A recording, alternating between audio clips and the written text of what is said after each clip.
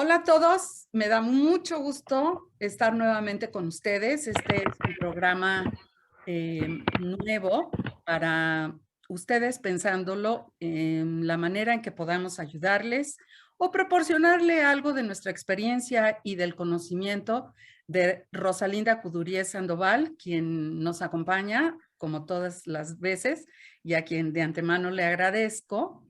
Y la presento. Ella tiene licenciatura en psicóloga, tiene una maestría en terapia Gestalt, tiene estudios de tanatología y de desarrollo humano, de cultura para la paz y de relaciones de ayuda. Tiene un currículum, yo creo que especialmente muy redondo para estos temas. Y agradezco su generosidad. Hola, Rosalinda, ¿cómo estás? Hola, Cristi, buenas tardes y saludos al público que nos ve tan amablemente.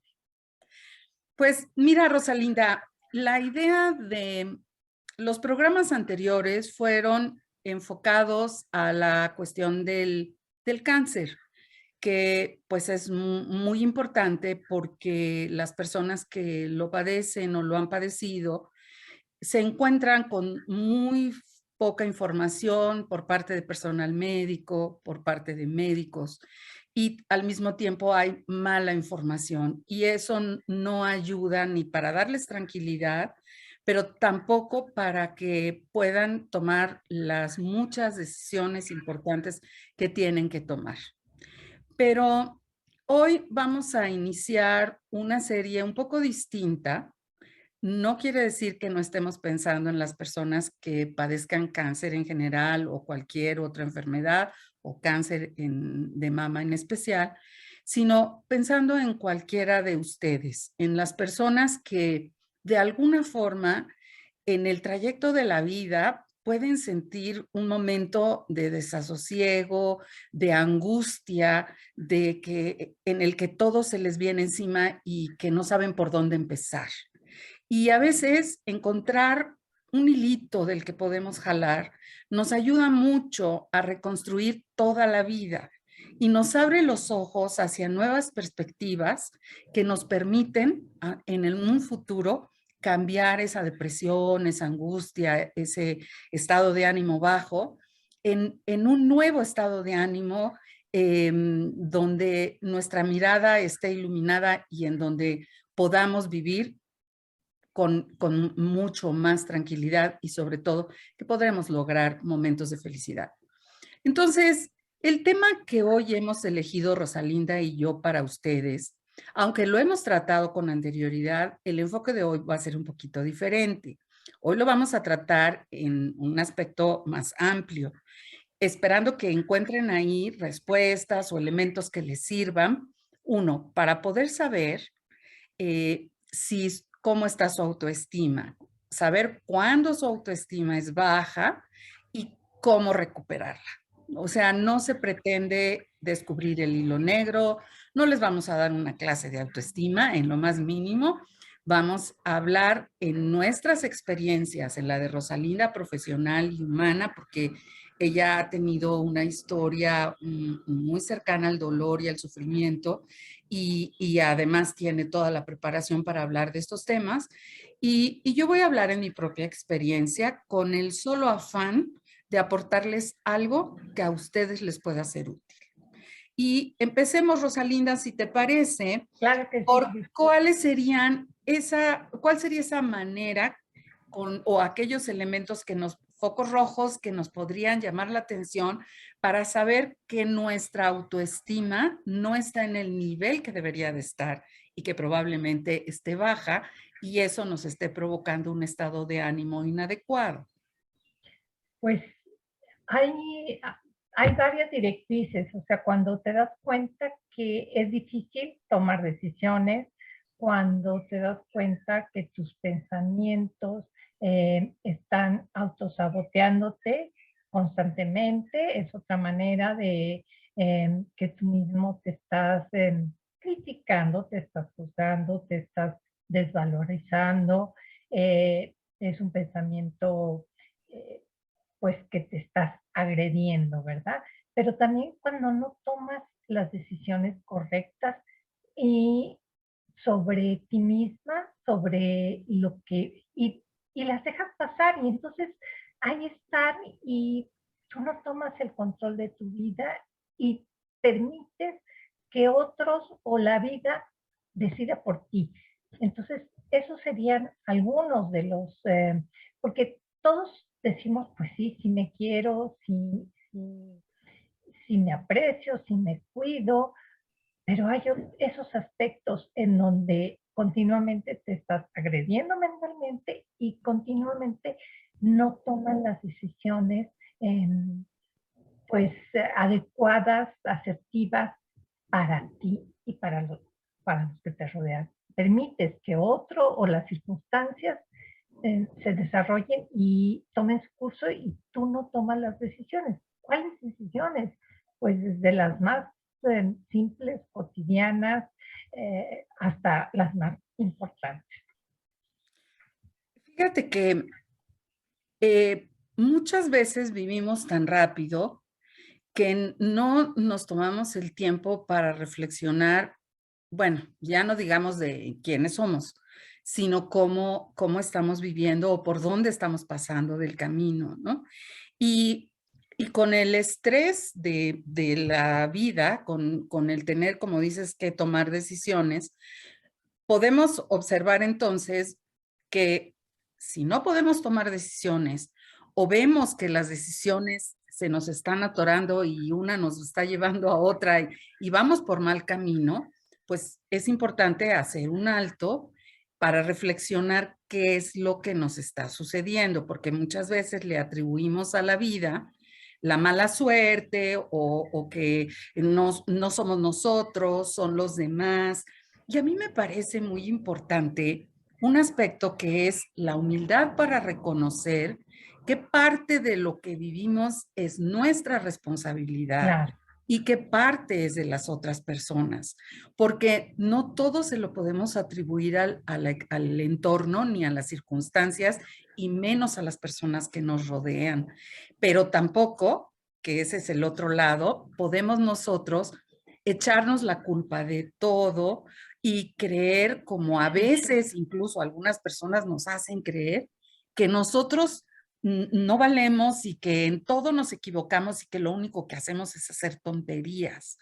En esos dos aspectos hay un gran desbalanceo, porque Ajá. si bien es cierto, podemos equivocarnos y tomar decisiones muy mal, todos, también es cierto que cualquiera puede tomar con tranquilidad y pensando bien las cosas, podemos tomar las decisiones que para nosotros sean mejores y que a lo mejor no resultan, pero no necesariamente son tonterías y que muchas veces sí tienen que ver con las circunstancias, porque eso nos va deteriorando más. O sea, el pensarnos tontos o el creernos lo que nos dicen o lo que las malas decisiones nos llevan a creer, pues eso también es enfermo, ¿no? Claro, hablaste muy bien, son los dos extremos donde o te victimizas por las circunstancias y echas la culpa a todos y a todo lo que te rodea, o te autosaboteas creyéndote que tú eres responsable de todo lo que sucede a tu alrededor y de todo lo que pasa. O sea, los dos extremos te llevan a pues eso, a no tomar, ya no hacerte responsable, aún habiendo, como tú bien dijiste, a veces pues no tomamos las mejores decisiones y lo único es hacerte responsable de tus decisiones, hacerte responsable de tus emociones y pues lo siguiente es el aprendizaje, ¿verdad? Que es lo más difícil para no caer en esa victimización o ese dramatismo, fatalismo, ¿verdad? ¿Y cómo? Pues primero que nada el autoconocimiento y como tú hablabas y hemos hablado eh, de este correr que estos años pues nos han servido para detenernos y ver cómo hemos vivido y cómo ahora queremos vivir, ¿verdad?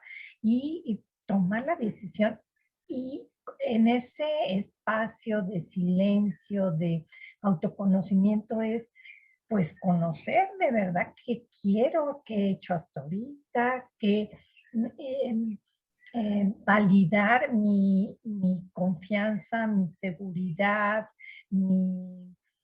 pues mis habilidades, o sea, todo lo que soy y todo lo que me falta todavía por hacer, porque también pues hay etapas donde pues no está todo finiquitado ni todo terminado. La semana pasada hablábamos de la esperanza, ¿verdad? O sea, siempre hay esperanza en nuestra actitud, en nuestro entorno, ¿verdad? Y siempre hay sueños por realizar, deseos por cumplir, pues ganas de motivaciones para dar sentido al día con día, ¿verdad? Y bueno, son cosas muy generalizadas, pero lo primero es este autoconocimiento. Y si tú no te sientes capaz o no te sientes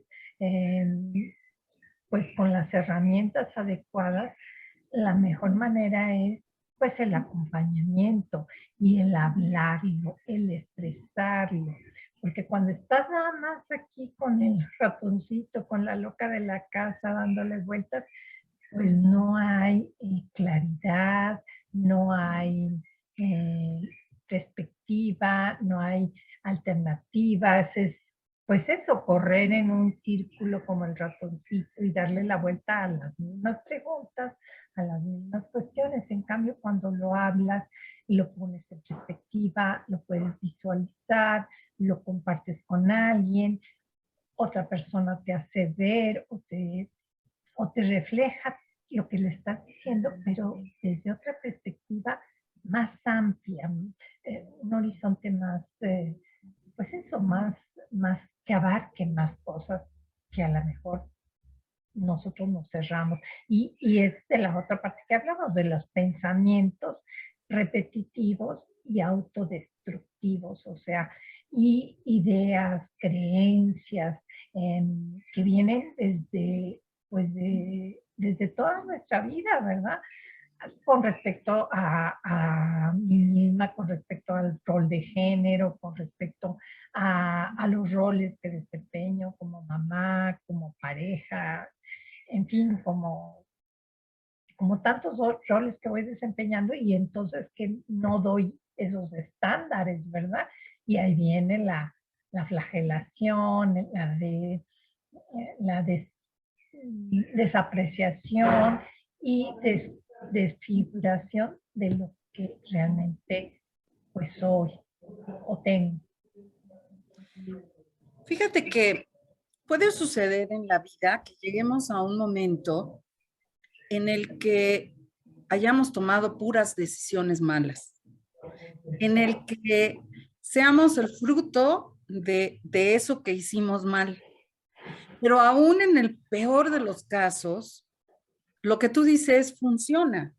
Si nosotros tenemos esperanza de que las cosas así han sido, pero que pueden cambiar, si nosotros hacemos lo posible por detenernos, respirar hondo, reflexionar sobre nosotros mismos y decir, a ver, sentirnos, sentir los latidos de nuestro corazón y sabernos vivos y capaces de detenernos a ver de fuera eso que tú dices, que muchas veces al estar involucrados no nos permite verlo bien. Ujú. Y yo, como tú dices, yo lo pensaría que puede haber varias maneras para objetivar eso que nos está haciendo daño o eso que sobre lo que tenemos que tomar decisiones. Una podría ser escribirlo, en donde Ujú. nosotros al escribirlo lo vemos de fuera, podemos juzgarlo por nosotros mismos y decidirlo, cambiar nuestras decisiones, modificarlas o repetirlas. La segunda podría ser hablarlo con una persona de nuestra confianza que nos puede permitir también verlo de fuera, porque al contarlo, como que lo pensamos fuera de nosotros y lo podemos ver Ujú. desde otra perspectiva. Ahí el problema es que elijamos bien a la persona a la que Claro. lo contamos, porque pues muchas veces nos confunden más, ¿no? Sí, Eso no, hay que no. tener mucho cuidado Muy a claro. que lo contamos porque hay veces que se te puede revertir.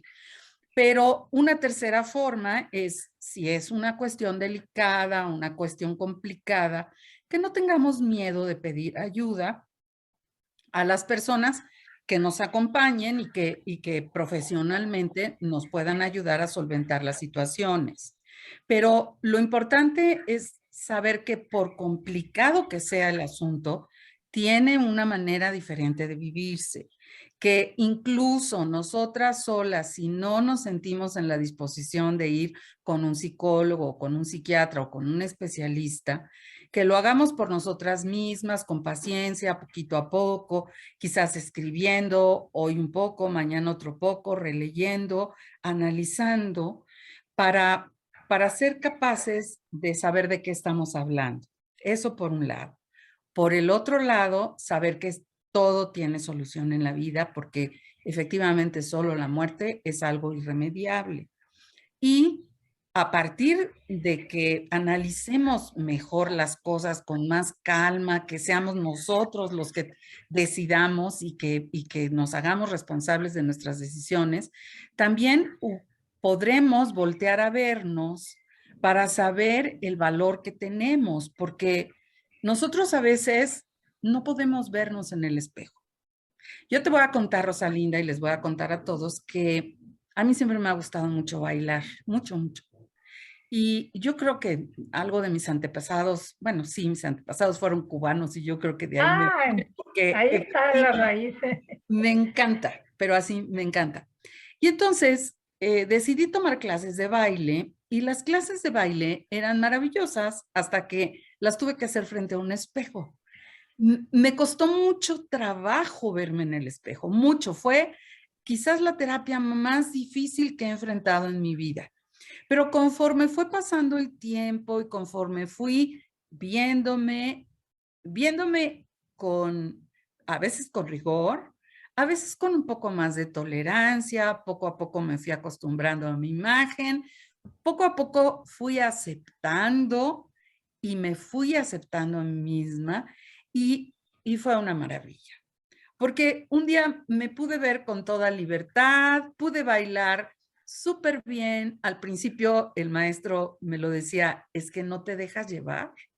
Y efectivamente, en el baile, uno como mujer tiene que dejar que la pareja lo lleve, ¿no? Seguía. Y cuando tú quieres tener el control de todo, no permites que otra persona te lleve. No, no, y sí había confianza, pero no había confianza y entonces, pues ahí había un problema.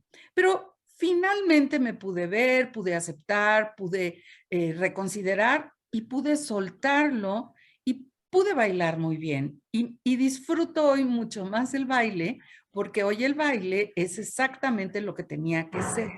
No, no es algo que uno controle, uno se suelta en la música como en la vida, pero con la confianza de que vas a poder llevar el ritmo y te vas a adentrar en una música que te va a llevar, pero y que te va a llevar felizmente. Entonces, yo pienso que eso que tú mencionas es muy importante y puede servir para la autoaceptación y para ahí inicia el autoconocimiento, Claro, claro. efectivamente, pero sobre la base de esperanza, ¿no? Sí, y esto que tú dijiste, pues es claro y qué bueno que lo mencionaste, porque otro de los ejercicios es eso, verte al espejo, hablar contigo mismo frente al espejo, y no nada más en clases de baile, sino otro de los ejercicios que se deja mucho en terapia es cuando precisamente con temas de autoestima, que escribas 10 cualidades, 10 habilidades, 10 cosas que sabes hacer dentro de tus valores, dentro de tus capacidades, dentro de tus aptitudes, dentro de tus destrezas. Y muchas veces, pues no somos capaces ni de escribir 5 o 10. Si te pidieran 20 defectos, pues ahí estaríamos escribiendo, ¿verdad? Pero las cualidades o las habilidades, aptitudes, valores, cosas que haces bien, pues qué difícil. Y después el ejercicio no acaba ahí, es cuando te confrontas precisamente a decirlo frente al espejo hasta que te lo creas, hasta que realmente tú estés con la seguridad y la confianza de que lo que estás diciendo no es el ego, no es vanagloriarte, es simplemente reconocerte, autorreconocerte y validarte, ¿verdad? Este ejercicio también lo llevo mucho a cabo con y los niños, me gusta trabajar con niños pequeños, con respecto a lo que le llaman el bullying, el acoso, la violencia en las escuelas, ¿verdad? Y hay dos alternativas que siempre decimos a los niños, o que está este concepto y esas ideas, o no les hagas caso o atácalos, ¿verdad? Y no va ni por un lado ni por el otro lado. Pocas veces le decimos al niño, valídate, date a respetar, cree en ti mismo la seguridad para detener aquello que no quieres. Y cuando están pequeños y están chiquitos, esa fuerza y esa seguridad de irse inculcando y que ellos se las crean y cambia la situación. Y no es ni riéndose, ni burlándose, ni con timidez, o sea, simplemente con seguridad, con confianza y pues con eso, con la validez de que tú vales y que tú mereces respeto. Esa es la primera carta que hay que darle a los niños y que hay que dárnoslas a nosotros mismos para decirlo y afrontarlo enfrente del espejo y enfrente de quien sea, ¿verdad? Y entonces esa otra persona se detiene y dice, oh, qué seguro. O sea, el refrán, ¿verdad? De que el valiente, el cobarde muere hasta que el valiente quiere, ¿verdad? El valiente, pero esa valentía de esa seguridad de que detente, yo valgo mucho y no me agredas, y no me hables así, y no me digas esto. Pero con esa seguridad y esa confianza, yo lo he palpado con los niños, y entre más pequeños, más fáciles y más fácil detienen ese bullying, porque lo primero es creerte que tú mereces no ser tratado así y que tú tienes la fuerza para detener a esa otra persona. No la maestra, ni el papá, ni tú tienes esa fortaleza, ¿verdad? Bueno.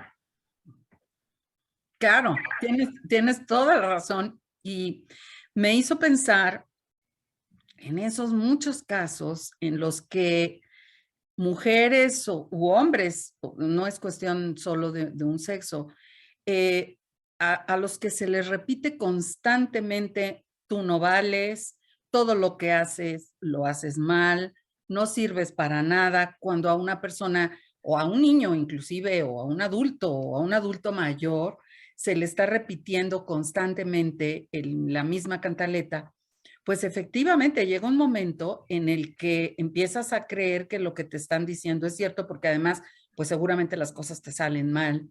Y como tú perfectamente dices, lo importante es no permitirlo, pero si nosotros lo creemos junto con la persona que nos lo está diciendo, pues no vamos a poder enfrentarlo. Lo primero que tenemos es que vernos diferente, saber que eso que nos están diciendo no es así, que nosotros somos unas personas diferentes de las que nos están haciendo creer que somos, porque nosotros tenemos un valor y nosotros somos gentes importantes, que todos tomamos buenas y malas decisiones y todos hacemos cosas buenas o malas, pero ni nadie está con el derecho para hacernos ver lo malo nada más, ni nadie está para quitarnos el valor que cada uno tenemos. Yo debo de confesar que para mí este fue un gran aprendizaje de mi mamá. Mi mamá fue una persona sumamente estricta, una persona sumamente especial, a la que hoy, después de muchos años, le agradezco muchas cosas, pero que durante la vida, una parte por lo menos de la vida que compartimos fue difícil, porque ella estaba más enfocada a ver lo malo, No, no a que me lo refrescara todos los días, pero sí fue una persona que para ella lo que se veía era el error y me hizo aprender a ver los errores.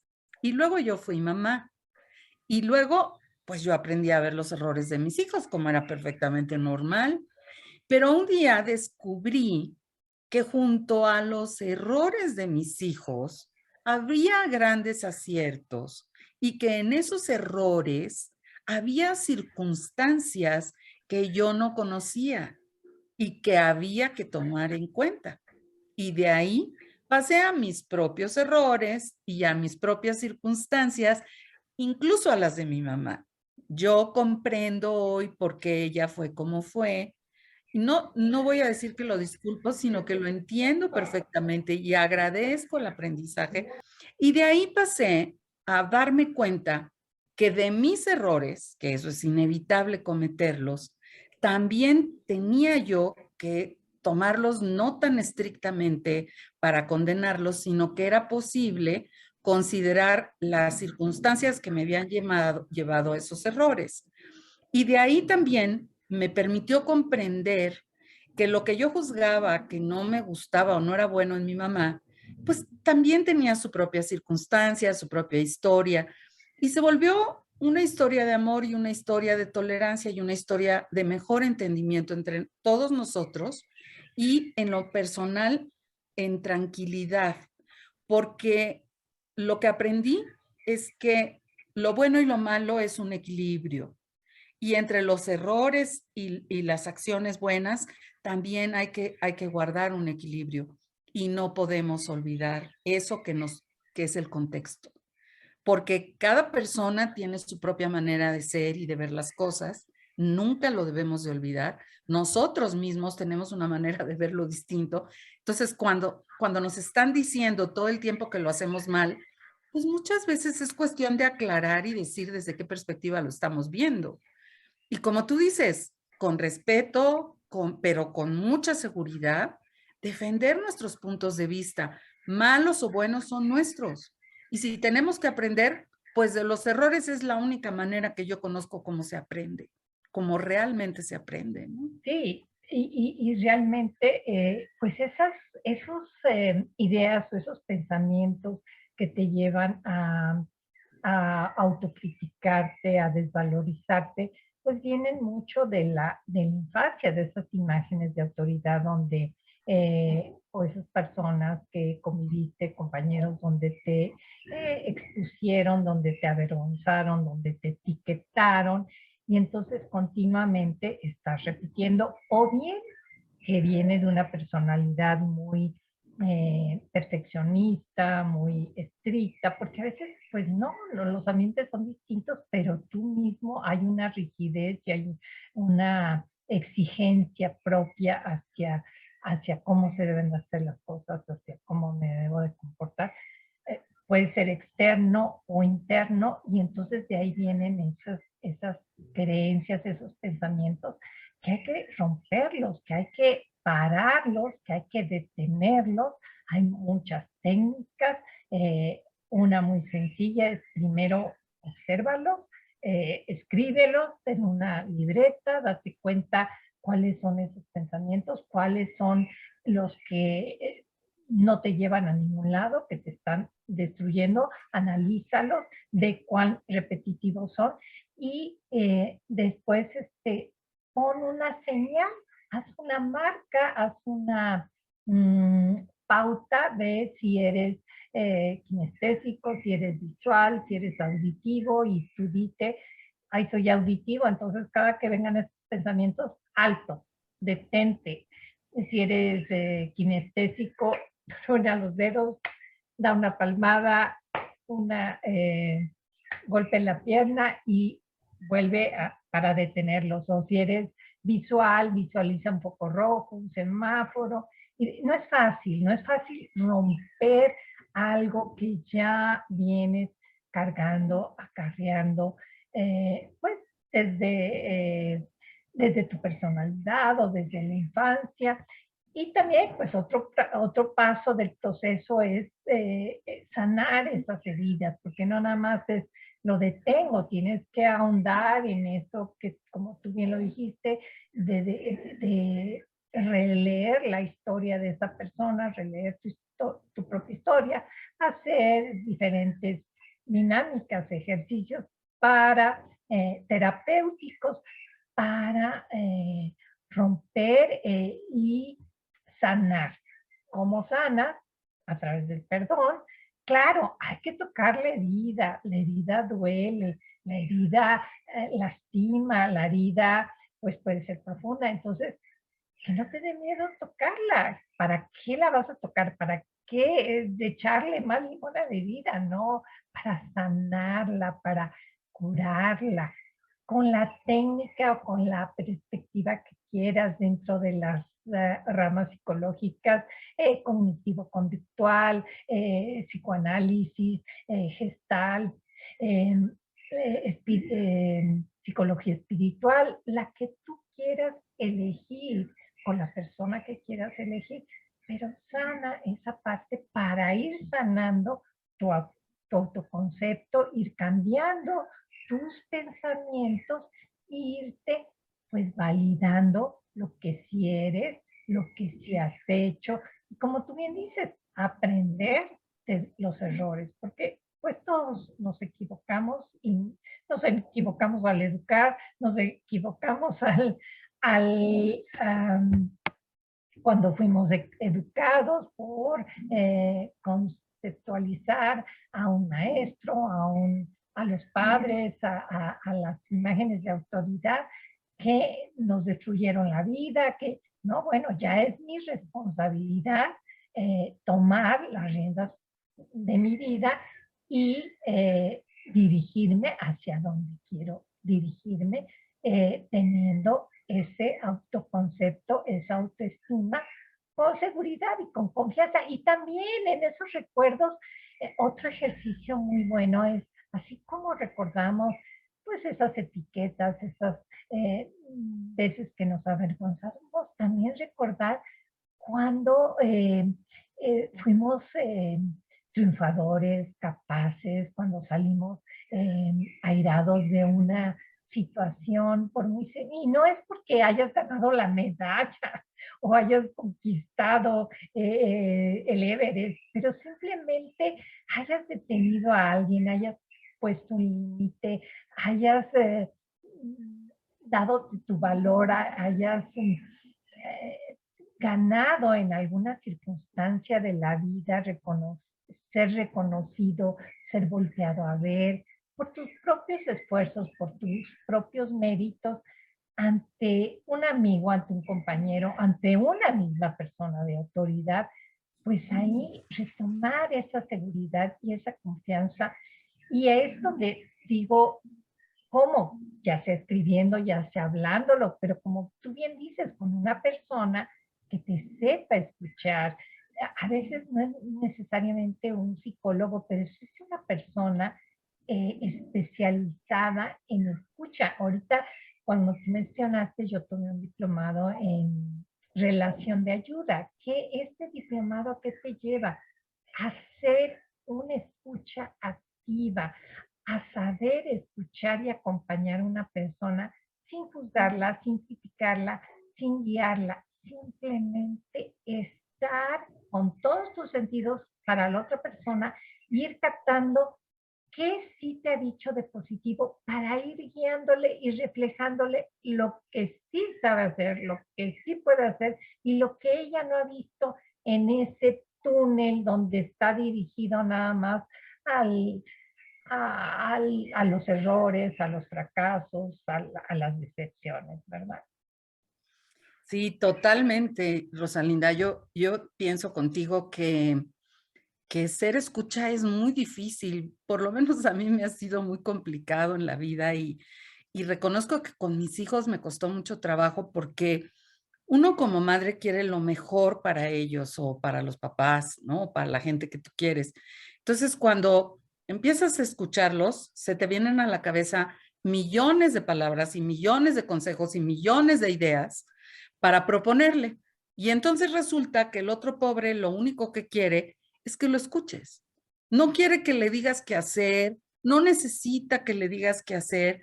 Y si tú no sabes escucharlo, pues no lo vas a poder ayudar, porque en la escucha está una gran parte de la ayuda. Tal vez, como tú dices, llevar la conversación por la parte positiva, pero no llevando el control de la conversación, sino que soltando esa parte y dejando que la otra persona, porque pues muchas veces a lo mejor nos toca hacerla del otro lado, escuchar a las personas que requieren la ayuda, ¿no? No ser nosotros la víctima, sino al contrario, ser el acompañamiento. Y en ese caso, pues tratar de hacerlo, como tú dices, neutro, sin intervención, sin tratar de imponer nuestro punto de vista, quizás sin dar ideas, simplemente como evidenciando lo que la otra persona no puede ver, porque ese es el problema, que nos involucramos en las cuestiones y no vemos. Y si a veces dar un consejo es muy importante y pedírselo a la persona correcta nos puede ayudar muchísimo, pero a veces lo único que necesitamos es decisión, ya sabemos qué tenemos que hacer, pero no nos atrevemos a tomar la decisión. Y en ese caso, una ayuda correcta sería que nos pudieran ayudar a ver nuestra decisión para tomarla, pero sin interferir, sin influir, sin forzar, porque sale peor. O sea, si finalmente te empujan, pues luego ya hasta el otro sale responsable, ¿no? Sí, y otra de las partes importantes, no solo es la escucha hacia el otro, es la escucha a ti mismo. Ujú. Hablar en voz alta, así como cuando decías del baile que te estás mirando ay, pues voy a la derecha, voy a la izquierda, y el reflejo, pues es también izquierda-derecha y es lo opuesto, ¿verdad? Y también pasa cuando te grabas por primera vez que estás en un karaoke y estás cantando o estás y dices, ay, no, así no es mi voz, qué fea, porque es diferente cuando te estás escuchando en una grabadora, en un micrófono, a como tú te escuchas normalmente. Es, no sé a qué se deba, pero te escuchas diferente y a veces dices, ay, no, tengo la voz muy ronca, muy aguda Ujú. o muy... no te gusta. Y así es cuando te estás escuchando a ti mismo. Hay una anécdota que también puedo contar sin mencionar nombres en la escuela los últimos años. Esto no me sucedió a mí, lo escuché de una compañera. Eh, en los últimos años de psicología te hacen unas pruebas en la cámara de Gesell. No sé si Mm. reconoces que es una cámara de Gesell. Es como en las películas que están entrevistando a los policías, interrogando al sospechoso y hay otros policías, otros investigadores del otro lado y hay los entrevistados están viendo un espejo, pero tú estás viendo a las personas. Eso es una cámara de Gesell. O sea, es un espejo, pero del otro lado es un vidrio, o sea, transparente, que estás viendo lo que está pasando. Entonces, hay escuelas donde tienen esta cámara de Gesell y se les da terapia a personas que pues no tienen recursos y que están, las chicas en su último grado, hay prácticas profesionales, pero entonces hay un maestro atrás que te está observando y que está tomando anotaciones y que puede intervenir en un momento dado si hay algo, ¿verdad? Y las personas que acceden a ir a estas terapias pues firman de que están autorizando que hay alguien que lo está viendo, no es nada más es con previo aviso, ¿verdad? Y hay una anécdota que una chica, era su primera vez, y llega una muchacha también jovencita y le dice, eh, vengo a que me ayude a que mi esposo me siga golpeando, a que yo soporte los golpes de mi esposo, que me siga, bueno, más o menos por ahí va la conversación, no recuerdo exactamente, pero ella decía que le diera una técnica para cómo seguir soportando los abusos y los golpes y la violencia doméstica. Hay un silencio muy largo porque pues la chica que estaba ejecutando como profesionista, era su primera vez, y escucha esto, y se hace un silencio largo e incómodo. También hay que saber manejar los silencios, ¿verdad? Porque a veces queremos irrumpir y decir, y la chica, pues por su inexperiencia, hace este silencio muy largo y pareciera incómodo, pero fíjate que sirvió este silencio. Después de un rato de este silencio, la que habla no es la jovencita que está practicando, habla la misma chica que estaba pidiendo ayuda. Se había escuchado ella por primera vez y se dio cuenta de lo absurdo que estaba pidiendo. Y entonces ella misma rectifica y dice, no, no quiero eso, ya no quiero más golpes. O sea, te das cuenta de que a veces no nos escuchamos, ¿qué estamos pidiendo? Ella no se había escuchado, es cuando te digo que traemos ese ratoncito que está girando, así son nuestros pensamientos y creemos que eso es lo correcto, que yo pues debo seguir casada, debo seguir aguantando, debo seguir soportando, no sé, a lo mejor me dan un chaleco, no sé qué cosa, un casco, ¿verdad? No sé qué idea llevaba esta muchacha, pero cuando se escucha a sí misma y se da cuenta de lo absurdo que estaba pidiendo, gracias al silencio de la otra chica, pues reacciona y recapacita. A veces esto es algo, pues un anecdotario que sucedió así muy rápido, pero a veces en terapia, pues duran meses o semanas para darte cuenta de qué realmente quieres o de qué estás pidiendo. Si es eso lo que quieres, a veces no es eso lo que quieres. No sé. Ay, qué buen ejemplo, Rosalinda. La verdad es que yo pienso que vivir no es fácil, que está llena de recovecos y lleno de envolturas y muchas veces tenemos como que escarbar y como que buscar y como que aprender de los ejemplos y las experiencias de otras personas, ¿no? Entonces, esta me parece que es muy indicativa de todo un tema, los silencios, la importancia de los silencios en nuestras vidas, los silencios de palabras y los silencios de acciones, los silencios de aquello que no pudimos hacer y que qué bueno que no hicimos, y de aquellas cosas de las que nos arrepentimos por no haber hecho si fueron motivo quizás de otras cosas mejores de las que hubieran sucedido. En fin, pero creo que es un ejemplo extraordinario. Creo que con todo esto pueden encontrar ciertos parámetros para saber, por un lado, que puedan tener una baja autoestima, de por qué es importante que recapaciten sobre su propia valorización, sobre su propia forma de tomar decisiones, sobre su propia tranquilidad o intranquilidad con ustedes mismos y al mismo tiempo, ¿cuáles son esos parámetros sanos de autoestima, de conocimiento de uno mismo, de autoconceptuación, de cómo salir adelante, de cómo poder tener esperanza, Rosalinda? Porque pues me parece que aquí lo más importante es, uno, confiar en nosotros, porque si no la esperanza no tiene sustento, o sea, la esperanza se basa en confianza. Sí, y la confianza se basa en, no puedes confiar o querer algo que no conoces. Entonces el conocimiento te da fuerza, te da, y no un conocimiento de temas generales, de historia, un conocimiento, un autoconocimiento, quién soy, a dónde voy, qué quiero, qué he hecho hasta ahorita, y como tú dices, qué he hecho y qué he dejado de hacer, porque también las omisiones a veces duelen más que lo que hice, ¿verdad? Duele más no haberse atrevido, no haber sido osado, no haber enfrentado.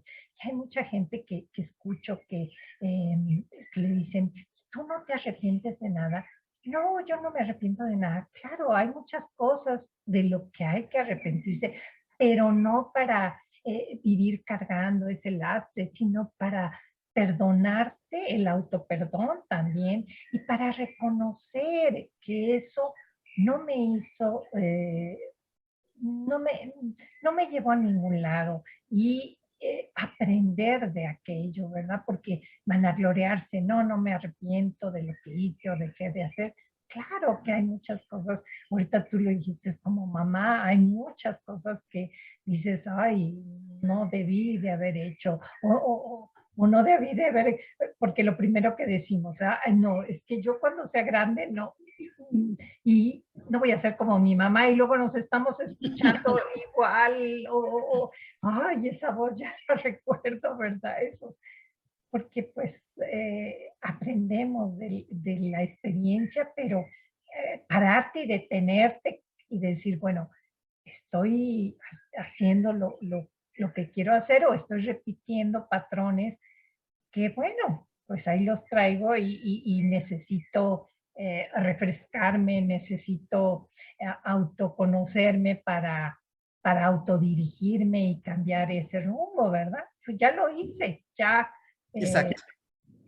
ya tengo que girar o dar la vuelta, ¿verdad? Totalmente de acuerdo, Rosalinda. Y yo creo que aquí lo importante es que aprendamos a vernos en el espejo, a poder vernos con gusto, aceptarnos como somos. Y eso nos va a permitir, me parece que lo más importante no solo es darnos el valor y vivir más felices y más tranquilos, sino también poder enfrentar relaciones mejores con las personas, porque nos va a dar tolerancia, nos va a dar una nueva perspectiva sobre los demás, etcétera. Y pues ese será tema de una plática posterior. Por hoy te agradezco mucho, Rosalinda. Yo creo que es un tema fascinante la autoestima. Creo que ha sido una plática realmente entre dos personas que se han querido de hace muchos años y que les compartimos con mucho cariño porque esto no está preparado, es totalmente espontáneo y hemos buscado que así sea. Es lo que Rosalinda y yo pensamos, es lo que nosotras queremos de nosotras mismas y no es teoría, es algo que de una u otra manera resulta de nuestras experiencias y que queremos compartir con ustedes para lo que les pueda servir. Muchas gracias, Rosalinda, y me gustaría saber si alguien en algún momento te quiere contactar, ¿en dónde te pueden contactar? Sí, mira, Cristi, yo vivo aquí en la ciudad de Guadalajara, tengo mi consultorio, también doy cuando es necesario y así se necesita, doy terapias a domicilio para personas eh, en, en fase terminal o para personas de la tercera edad o aquí en mi consultorio, en mi teléfono al que me pueden contactar es el 33 10 39 22 35 o si lo desean también por estos medios, ahora videollamada o por Zoom o en mi consultorio. Te agradezco mucho y a toda nuestra audiencia. Y fíjate, de lo que decías, me voy con esta frase en las relaciones, pero qué mejor para la autoestima tener una buena relación contigo mismo y una buena comunicación. Pues es una gran frase y pareciera que es muy sencillo, pero por lo menos para mí ha sido muy difícil y yo creo que con mucha verdad, Rosalinda. Gracias por todo. Gracias al equipo de Entre Todos, dirigido por Guillermo García Naranjo Ursáiz. Gracias a Dalia Solís por su interpretación de señas que nos permite abarcar horizontes más grandes y ser incluyentes. Y sobre todo, gracias a ti que nos escuchas y que nos acompañas en algún momento de tu vida. Esto lo hacemos con la sola intención de poder compartir experiencias y conocimiento para lo que les pueda ayudar. Gracias y hasta la próxima.